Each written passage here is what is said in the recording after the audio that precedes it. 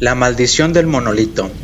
Después de los sucesos narrados en la ciudad de las calaveras, el Cimerio es ascendido al grado de capitán en el ejército turanio. Su creciente fama de guerrero invencible y de hombre de confianza, en lugar de procurarle destinos fáciles y bien pagados, hace que los generales del rey Yildiz lo cojan para misiones especialmente arriesgadas. Una de estas lo lleva a miles de kilómetros hacia el este, hasta las fabulosas tierras de Kitai. Los escarpados peñascos de piedra negra rodeaban a Conan el Cimerio como las fauces de una trampa. No le gustaba la forma en que las dentadas cimas se recortaban contra las estrellas, que brillaban como ojos de araña sobre el pequeño campamento instalado en la parte llana del valle. Tampoco le resultaba agradable el viento gélido e inquietante que silbaba a través de las montañas rocosas y hacía temblar la hoguera del campamento. El movimiento vacilante de las llamas proyectaba monstruosas sombras negras sobre la pared más próxima del valle. Del otro lado del campamento, junto a los bosquecillos de bambú y a las matas de rododendros, se alzaban unos pinos gigantescos que ya eran viejos cuando Atlantis se hundió bajo las olas 8000 años antes. Un arroyuelo serpenteaba entre los árboles, murmuraba al pasar por el campamento y luego volvía a internarse en el bosque. Por encima de los peñascos se cernía una tenue capa de neblina que atenuaba el fulgor de las estrellas, dando la impresión de que algunas de ellas estuvieran llorando. Había algo en aquel lugar, pensó Conan, que olía a miedo y a muerte. Casi podía sentir el acre efluvio de horror que traía la brisa. También los caballos lo percibían. Relinchaban quejumbrosos, pateando el suelo con los cascos, y miraban hacia la oscuridad que los rodeaba, más allá de la hoguera, con los ojos en blanco. Los animales estaban cerca de la naturaleza como Conan, el joven guerrero bárbaro, procedente de las desoladas montañas de Cimeria. Los sentidos de las bestias, al igual que los del Cimerio, percibían el aura maligna con más nitidez que los soldados turanios, que eran gente de ciudad, a quienes el Cimerio había conducido hasta aquel inhóspito valle. Los soldados estaban sentados alrededor del fuego, compartiendo la última ración de vino de la noche, que escanciaba de unas botas de piel de cabra. Algunos reían a carcajadas y hacían alarde de las proezas amorosas que llevarían a cabo en los sedosos lechos de Agrapur. Otros, cansados por la agotadora marcha a caballo, estaban sentados en silencio, mirando fijamente el fuego y bostezando. No tardarían en echarse a dormir, envueltos en sus pesados mantos. Se acostarían con la cabeza apoyada en las alforjas, formando un círculo en torno a la chisporroteante hoguera, mientras dos de ellos permanecían de guardia con sus poderosos arcos hircáneos, preparados para cualquier contingencia. Los centinelas no percibían la fuerza siniestra que se cernía sobre el valle. De pie, y con la espalda apoyada sobre el gigantesco pino que se encontraba más cerca, Conan se envolvió mejor en su manto para protegerse de la malsana y húmeda brisa de las montañas. Aunque sus soldados eran hombres robustos y de elevada estatura, Conan le sacaba media cabeza al más alto, y sus anchas espaldas hacían que los demás parecieran enclenques a su lado.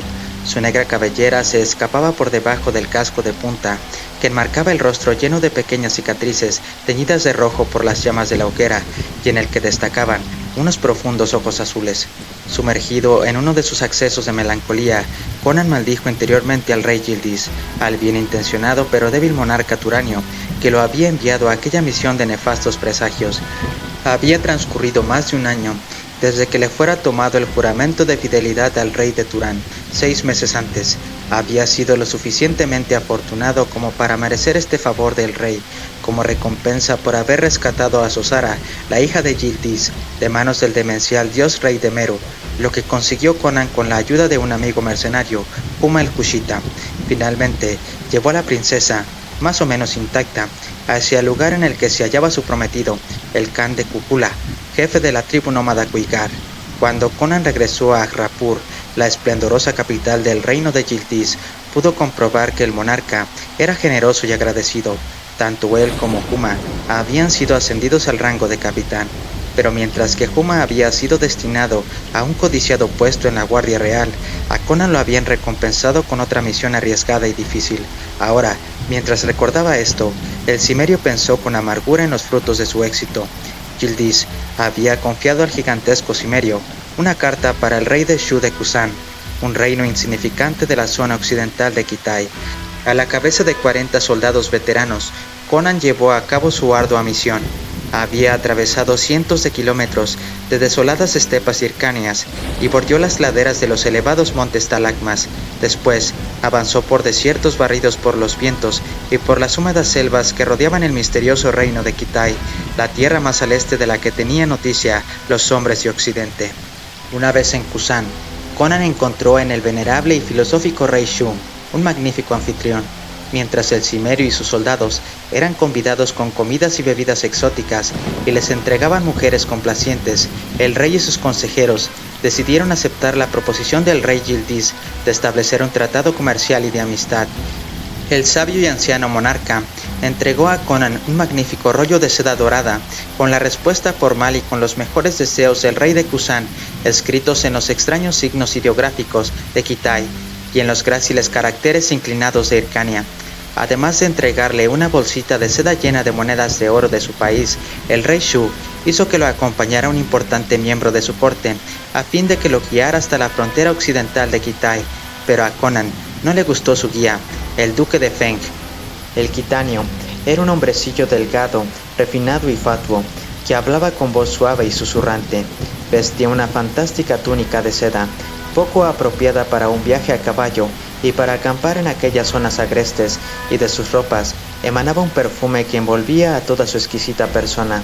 Jamás ensuciaba las manos, de piel suave y uñas largas, con ninguna de las tareas del campamento, manteniendo en cambio a sus dos criados ocupados día y noche en contribuir a su comodidad y decoro.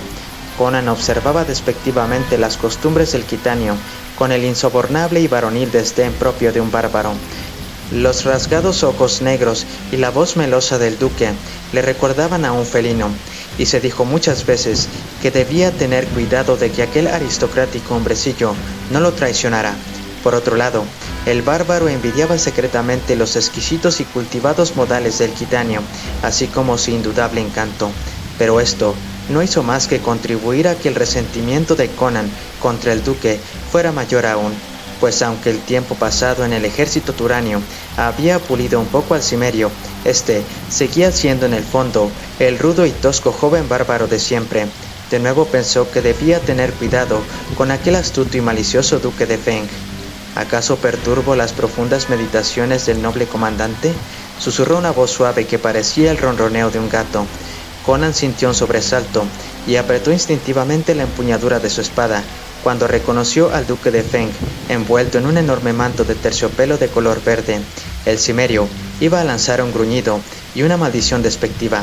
Entonces recordó sus deberes de embajador y convirtió el juramento en palabras de bienvenida que resultaron poco convincentes hasta para sus propios oídos.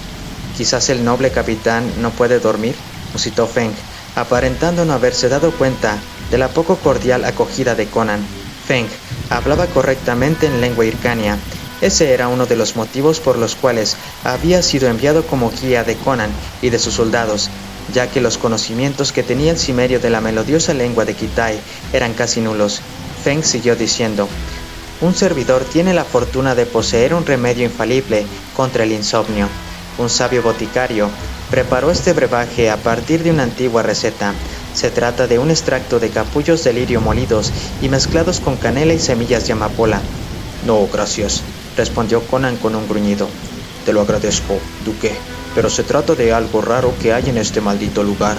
Un extraño presentimiento me mantiene despierto cuando, después de una jornada tan larga a caballo, debería sentirme tan agotado como un joven después de su primera noche de amor». Las facciones del duque se contrajeron levemente, como si le molestara el rudo lenguaje de Conan, o tal vez solo había sido un reflejo de la hoguera. De todos modos, respondió con su proverbial suavidad: «Creo entender la aprensión del valiente comandante. Ese tipo de sensaciones inquietantes y perturbadoras son habituales en este valle legendario. Aquí han muerto muchos hombres». «¿Hubo alguna batalla en este lugar?», inquirió Conan. Los estrechos hombros del duque se pusieron en tensión bajo su verde manto. «No, nada de eso, mi intrépido amigo. Este lugar está cerca de la tumba de un antiguo monarca de mi pueblo, el rey Xia de Kusan. Antes de morir, dispuso que todos los miembros de su guardia real fueran decapitados y que sus cabezas fueran enterradas junto a él, a fin de que sus espíritus continuaran sirviéndolo en el más allá. Sin embargo, La superstición popular asegura que los fantasmas de aquellos soldados vagan eternamente por este valle. El noble habló en voz más baja aún. La leyenda también afirma que un magnífico tesoro de oro y piedras preciosas fue enterrado con él. De todas las leyendas, creo que solo esto último es cierto. Conan aguzó su oído y preguntó con interés: ¿Oro y joyas? ¿Y ese tesoro ya ha sido encontrado? El gitano observó a Conan por un momento con una mirada oblicua y escrutadora. Luego, como si hubiera tomado una decisión personal, repuso: No, señor Conan, porque nadie conoce el lugar exacto en el que fue enterrado el tesoro, salvo un hombre. ¿Quién?, preguntó el cimerio sin rodeos. Un humilde servidor, por supuesto. Por Crom y por Erlik, si conocías el lugar en el que estaba oculto el tesoro, ¿por qué no lo has desenterrado hasta ahora? Mi pueblo siente un profundo terror supersticioso por todo lo relacionado con esta leyenda y con la maldición que pesa sobre la antigua tumba del rey, que está señalada con un monolito de piedra oscura. Por eso, jamás he podido convencer a nadie de que me ayudara a desenterrar el tesoro, cuyo escondite solo yo conozco. ¿Por qué no lo haces tú solo? Feng extendió sus delicadas manos de uñas largas y dijo: Necesitaba un ayudante de confianza para que me protegiera contra cualquier enemigo solapado, fuera humano o animal, que se acercara a mí mientras me hallaba absorto contemplando el botín. Además, es necesario cavar y hacer otros trabajos pesados. Un caballero como yo no tiene la energía suficiente para realizar esfuerzos físicos tan rudos. Escucha bien, valiente señor, siguió diciendo el gitano. Este humilde servidor no ha guiado al honorable comandante a través de este valle por casualidad, sino en forma premeditada. Cuando oí que el Hijo del Cielo deseaba que yo acompañara al valiente capitán del Este, acepté rápidamente la proposición. Esta misión es para mí un verdadero don de los divinos agentes celestes, ya que tú, Señor, posees la musculatura de 3 hombres corrientes, y siendo un extranjero nacido en Occidente, doy por sentado que naturalmente no compartes los terrores supersticiosos de la gente de Kusan. ¿Me equivoco?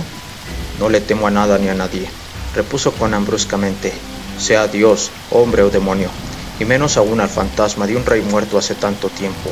Habla pues, señor de Feng. El duque se acercó un poco más a Conan, y su voz se convirtió en un susurro casi inaudible. Bien, este es mi plan, dijo. Como te he dicho, yo quise guiarte hasta aquí porque pensé que podía ser la persona que buscaba. La tarea será sencilla para alguien tan fuerte como tú. En mi equipaje he traído herramientas para cavar. Vamos hacia allí inmediatamente y en una hora seremos más ricos de lo que jamás hayamos podido imaginar. El susurro seductor de Feng despertó la codicia dormida en el bárbaro corazón de Conan, pero un dejo de cautela hizo que el cimerio no asintiera inmediatamente. ¿Por qué no llevamos a algunos de mis soldados para que nos ayuden?, preguntó Conan bruscamente. O también podemos hacer que nos acompañen tus criados. No hay duda de que necesitamos ayuda para traer el tesoro al campamento. Feng movió negativamente su delicada cabeza y dijo: Eso sí que no, honorable aliado. El tesoro está compuesto por 2 pequeños cofres de oro macizo, llenos de rarísimas piedras preciosas de gran valor. Cada uno de nosotros puede llevarse una fortuna equivalente al valor de un reino. Entonces, ¿por qué compartirlo con más gente? Puesto que el secreto es mío, tengo derecho a la mitad del tesoro. Después, si eres tan generoso como para repartir tu mitad entre tus 40 soldados, puedes hacer lo que te plazca. El duque de Feng no necesitó decir más para convencer a Conan de la conveniencia de su plan. La paga de los soldados del rey Yildiz era escasa y habitualmente la abandonaban con retraso. La recompensa que le dieron a Conan por su arduo servicio en Turán había consistido hasta el momento en muchas palabras elogiosas y vacías y poca retribución pecuniaria. Voy a buscar las herramientas, murmuró Feng. Debemos salir del campamento por separado para no despertar sospechas. Mientras yo preparo los utensilios, puedes ponerte la cota de malla y disponer de tus armas. ¿Para qué necesito la cota de malla y las armas, si solo vamos a desenterrar un cofre?, preguntó Conan frunciendo el ceño. Oh, excelso señor, son muchos los peligros que acechan en aquellas montañas. Por aquí rondan el temible tigre, el feroz leopardo, el oso y el irascible toro salvaje, por no mencionar las bandas de cazadores nómadas, puesto que a nosotros, caballeros de Kitai, no se nos enseña a usar armas. Tú has de estar preparado para luchar por los dos. Créeme, noble capitán, sé perfectamente lo que digo. Está bien, concedió el cimerio refunfuñando. Excelente. Ya sabía yo que una mente superior como la tuya apreciaría la fuerza de mis argumentos, y ahora vamos a separarnos. Nos reencontraremos al pie del valle cuando salga la luna. Tendremos tiempo de sobra. La noche se hacía más oscura y el viento más frío. El cimerio volvió a sentir la extraña premonición de peligro que experimentó al entrar en aquel valle abandonado al atardecer.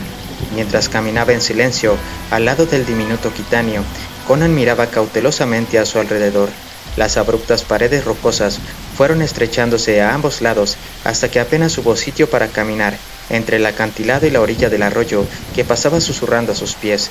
Detrás de ellos apareció un fulgor en el cielo brumoso, allí donde la cima de los acantilados parecía morder el firmamento. El fulgor se volvió más intenso y se convirtió en una opalescencia nacarada. Luego, las paredes del valle se ensancharon hacia ambos lados y los dos hombres se encontraron pisando una zona cubierta de hierba que se extendía a lo lejos. El arroyuelo se torció hacia la derecha y se perdió borboteando entre las orillas cubiertas de lechos. Al salir del valle, asomó la luna creciente sobre los picos de los acantilados y quedaban a sus espaldas. A través de la tenue neblina, daba la impresión de que estuvieran contemplando el paisaje desde debajo del agua. Los débiles e ilusorios rayos lunares alumbraban una pequeña colina de contornos redondeados que se encontraba directamente frente a ellos, más allá del césped. Más atrás se alzaban unos montes escarpados y cubiertos de bosques como un oscuro telón de fondo bajo la luz de la luna. Al contemplar la luna, que parecía arrojar polvos de plata sobre la montaña, Conan olvidó sus presentimientos, puesto que allí se alzaba el monolito del que había hablado Feng. Se trataba de una columna de piedra negra, con una superficie suave y lisa, de un brillo pálido, que se encontraba en la cima de la colina y traspasaba la capa de niebla que cubría la tierra. La parte superior del monolito aparecía como una mancha borrosa. Allí, pues, se encontraba la tumba del rey Xia, muerto hacía mucho tiempo.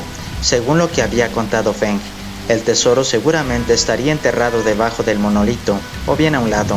Enseguida lo sabrían con certeza.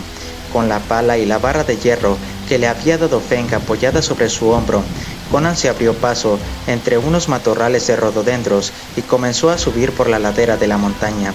Se detuvo un momento para ayudar a su diminuto compañero. Después de un breve ascenso, llegaron a la cumbre. Delante de ellos se hallaba la columna, que surgía del centro de la superficie convexa de la cima. Conan pensó que aquella colina probablemente fuera artificial, un túmulo como el que se construía para enterrar los restos de los grandes jefes en su país. Si el tesoro se hallaba debajo de aquel terraplén, tardarían más de una noche en desenterrarlo. De repente Conan sintió un sobresalto y lanzó un juramento, al tiempo que aferraba la pala y la barra de hierro. Una fuerza invisible atraía las herramientas hacia la columna. Se inclinó en dirección contraria al monolito, con los poderosos músculos hinchados por el esfuerzo, pero palmo a palmo. Sin embargo, la extraña fuerza fue arrastrándolo hacia ella. Cuando el cimerio vio que sería empujado en contra de su voluntad hacia el monumento, soltó las herramientas y éstas volaron hacia la columna. Golpearon con un estrepitoso ruido metálico en el monolito y quedaron pegadas a él. Pero el hecho de haber soltado las herramientas no liberó a Conan de la poderosa fuerza de atracción, ya que ésta seguía actuando sobre la cota de malla que llevaba puesta el bárbaro. Tambaleándose y maldiciendo, Conan fue a dar contra el monolito con una fuerza aplastante. Su espada quedó adherida a la columna, al igual que la parte de sus brazos cubierta por la malla de metal. Lo mismo pasaba con su cabeza, protegida por el casco turanio, y con la espada envainada que llevaba colgada de la cintura.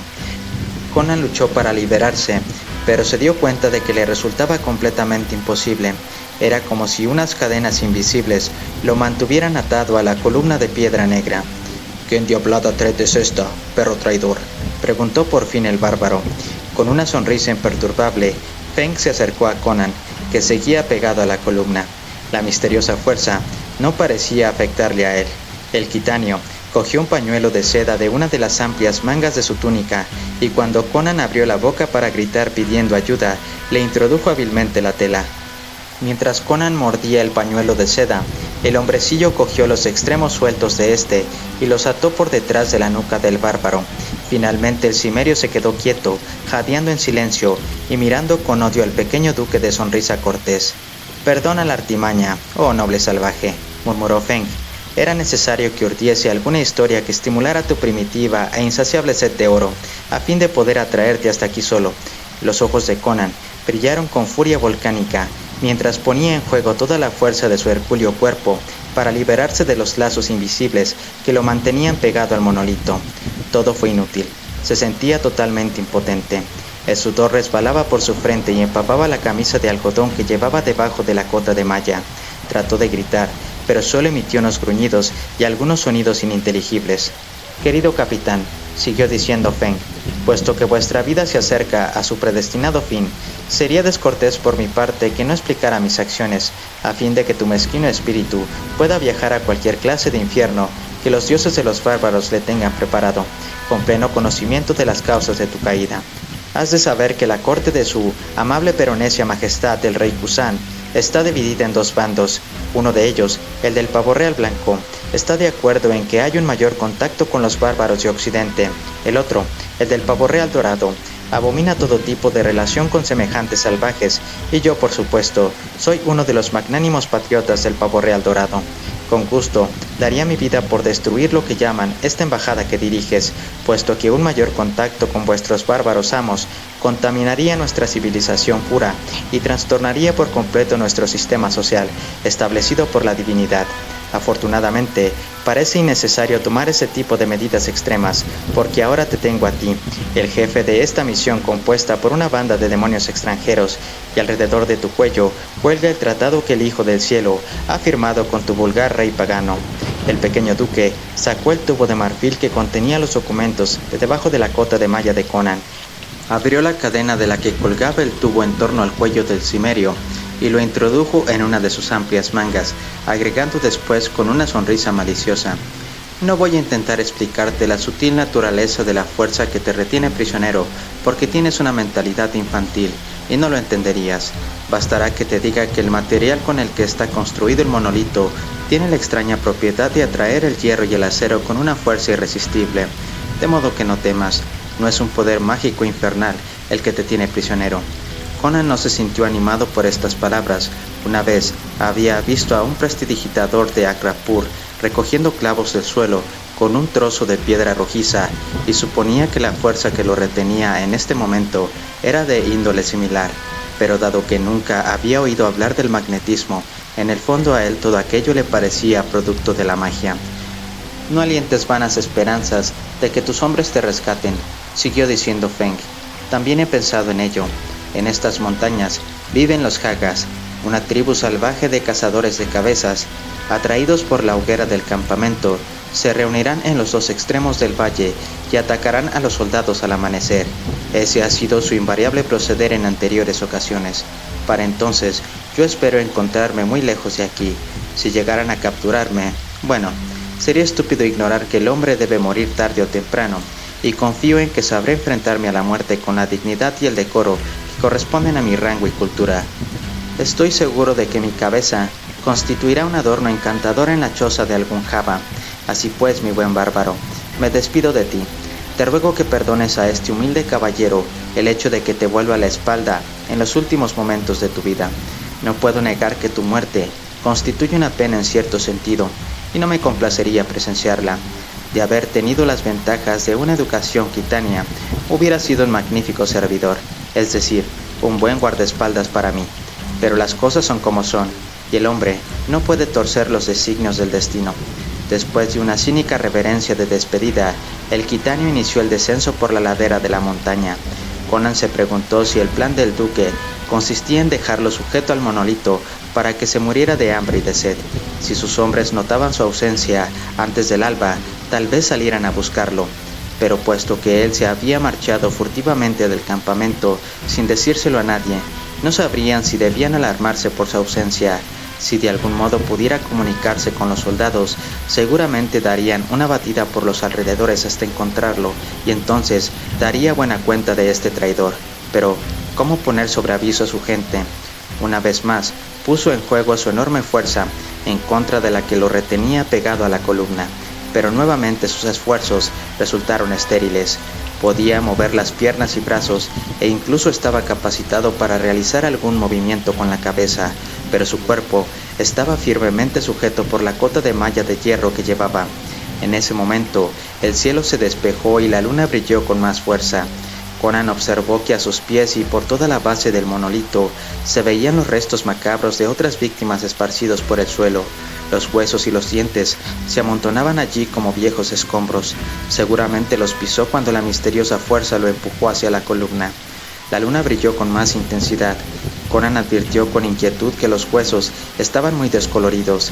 Al observarlos mejor, se dio cuenta de que parecían desintegrados o comidos en algunos lugares, como si un líquido corrosivo hubiese disuelto la lisa superficie ósea para dejar al descubierto la estructura esponjosa que había debajo.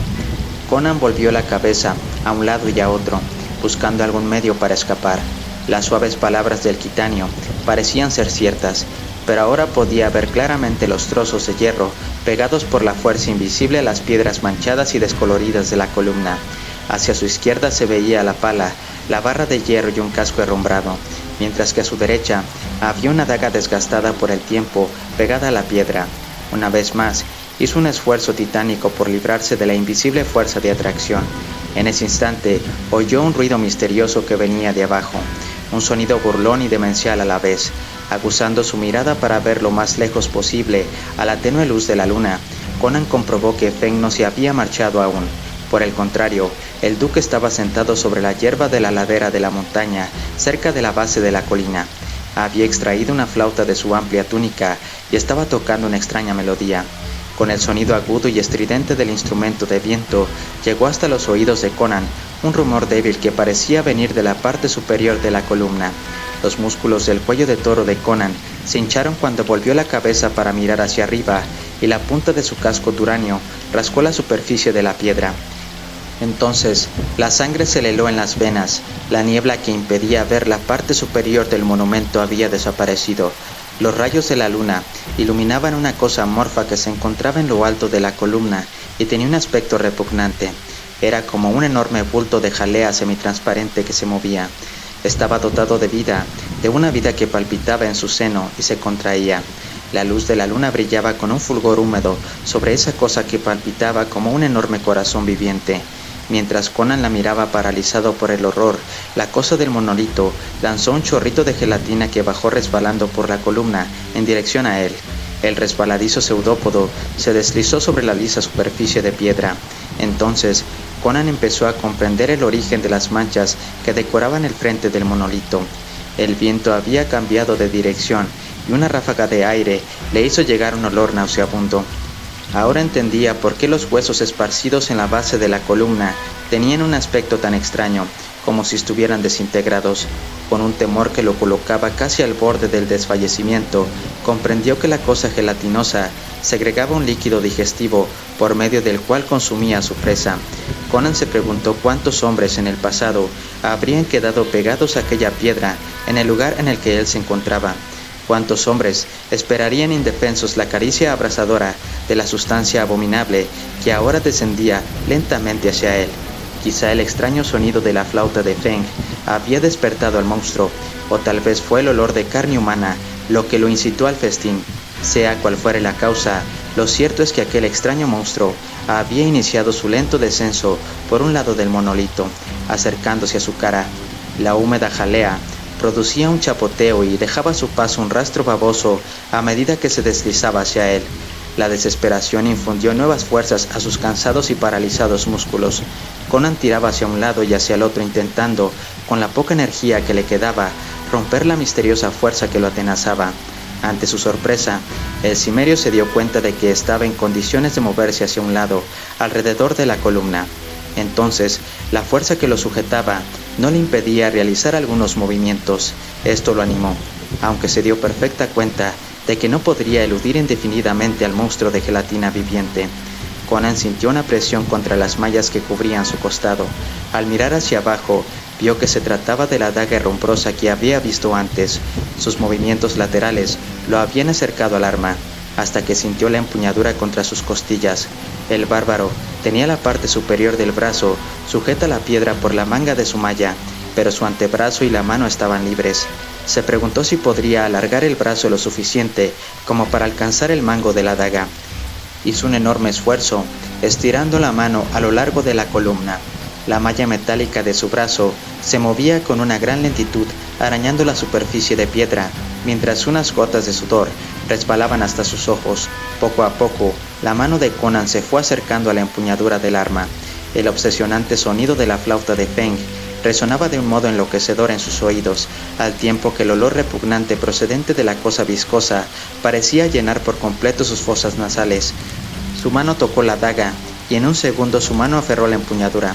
Pero en el momento en que Conan quiso separar el arma de la columna, la hoja, comida por el óxido, se rompió con un sonido metálico seco. Volvió la cabeza y pudo ver que 2/3 de la hoja se habían quebrado y estaban adheridos a la superficie del monolito.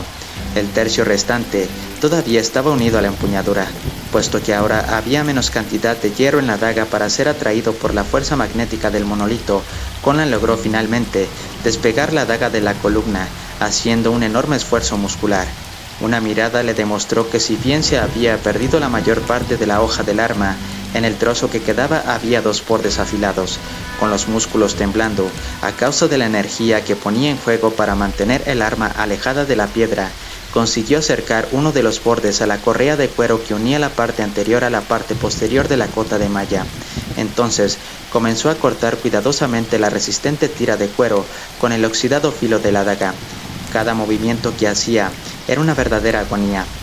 El tormento de la incertidumbre le resultaba insoportable. Su mano, retorcida en una posición inverosímil, le dolía intensamente. El filo de la vieja daga estaba mellado, desgastado y quebradizo. Cualquier movimiento brusco podía romperla, con lo cual quedaría nuevamente indefenso. Con movimientos muy suaves y con un cuidado tremendo, fue aserrando lentamente el cuero. El hedor del monstruo iba en aumento y los chasquidos que hacía al avanzar se oían más nítidamente. Entonces Conan sintió que la tira de cuero cedía. Después luchó denodadamente contra la fuerza magnética que lo aprisionaba. La correa se soltó por los ojales de la cota de malla hasta que todo el costado de ésta quedó abierto. Un hombro y una parte del brazo asomaban por la abertura. En ese momento, Conan sintió un leve golpe en la cabeza. El repugnante hedor se había vuelto insoportable y su invisible atacante, que llegaba desde arriba, ya estaba tocando el casco del cimerio. Este notó que una de las prolongaciones gelatinosas había alcanzado su yelmo y se deslizaba por su superficie en busca de carne humana. En una fracción de segundo, la corrosiva materia podría caer sobre su rostro. Con un esfuerzo sobrehumano, Conan sacó el brazo de la manga por el costado de la cota de malla que todavía estaba atado. Con la mano libre, se soltó el cinto de la espada y la correa que aseguraba el casco. Entonces, hizo un último esfuerzo y se liberó de la opresión mortal de la cota de malla, dejando su espada y su armadura pegadas a la piedra. Se apartó de la columna con pasos vacilantes y por un momento sintió que sus piernas desfallecían. El mundo a su alrededor, iluminado por la luna, parecía dar vueltas y más vueltas. Se recuperó enseguida y echó una mirada hacia atrás. Entonces pudo comprobar que el monstruo gelatinoso había cubierto completamente su casco. Desconcertado en su búsqueda de carne, ahora enviaba más pseudópodos hacia abajo, que oscilaban en el aire tenuemente iluminados por la acuosa luz lunar. Colina abajo, se seguía oyendo el demoníaco sonido de la flauta. Feng estaba sentado con las piernas cruzadas sobre la hierba de la colina y tocaba su flauta como si estuviera absorto en un éxtasis de inspiración inhumana. Mientras tanto, Conan desgarró su mordaza y arrojó el trapo al suelo. Luego saltó como un leopardo en busca de su presa. Se acercó al pequeño duque con las manos extendidas y ambos rodaron por la ladera en un revoltijo de sedas, brazos y piernas. Un golpe en un costado de la cabeza de Feng acabó con su resistencia. Conan buscó en las ropas del gitano y extrajo de sus amplias mangas el tubo de marfil que contenía los documentos. Luego el cimerio volvió a subir la cuesta tambaleándose y arrastrando al duque. Cuando llegó a la altura de la base del monolito, levantó a Feng en el aire. Presintiendo lo que le iba a ocurrir, el pequeño aristócrata lanzó un chillido agudo y prolongado. Conan lo arrojó contra la columna y el gitano se estrelló contra ella con un ruido sordo, cayendo sin conocimiento al pie del monolito. El golpe fue providencial para el duque, puesto que éste nunca llegó a sentir el contacto viscoso del monstruo cuando los pegajosos tentáculos cubrieron su rostro. Conan se quedó mirando un momento con expresión lúgubre. Las facciones de Feng se fueron borrando a medida que la corrosiva jalea resbalaba sobre él. Luego la carne desapareció y surgió la blanca calavera con una sonrisa macabra. La cosa abominable se iba tiñendo de color rosado a medida que se alimentaba de su víctima. Conan regresó al campamento dando grandes zancadas, pues sus piernas todavía estaban rígidas. A su espalda se recortaba el monolito contra el cielo como una antorcha gigantesca envuelta en llamas de color escarlata y en humo muy denso. Le había resultado fácil prender fuego a la hierba reseca que rodeaba el monolito, pues llevaba consigo yesca y pedernal. Había contemplado con siniestra satisfacción cómo la masa oleosa de aquel monstruo viscoso se encendía, ardía chisporroteando y se retorcía en una muda agonía. «Que se quemen los dos», se dijo Conan. «El cadáver a medio digerir de este perro traidor y su repugnante y odiosa mascota». Al acercarse al campamento, Conan vio que algunos de sus soldados todavía no se habían retirado a descansar. Miraban con curiosidad el fuego que brillaba a lo lejos. Al aparecer el cimerio, se volvieron hacia él y le preguntaron casi gritando: «¿Dónde has estado, capitán? ¿Qué significa ese fuego? ¿Dónde está el duque?» «Ea, cerrad la boca, ceporros», rugió el cimerio, mientras se acercaba a la fogata. «Despertad a los demás muchachos y ensillad los caballos, porque vamos a partir inmediatamente. Los cazadores de cabezas de la tribu Haga nos alcanzaron y estarán aquí enseguida.